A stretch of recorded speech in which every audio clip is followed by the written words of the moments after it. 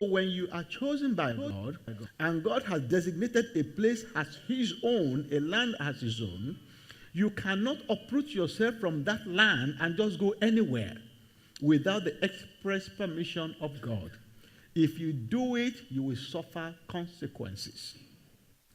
Abraham was told expressly by God and said, leave your father's land, come and go to this place that I will show you, Canaan. And he brought him, and God brought him to that land that is now known as Israel, and put him there.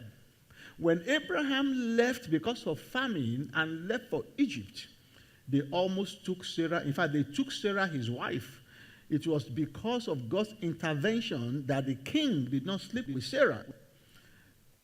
He could have lost his wife and jeopardized the entire promise that God gave his people, because he didn't ask of God, he just left.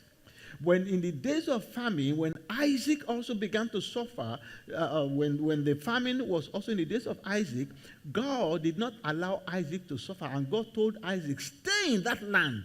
He said, I will bless you in spite of the famine.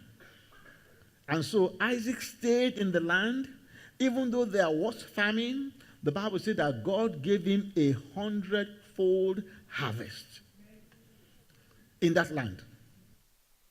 God told Joseph, move and go to Egypt, carry your son to Egypt. He gave him express instruction. Then later he said, come back. Now, when God has not given you express instruction as Elimelech, you can't just uproot yourself and go. And that was what he did.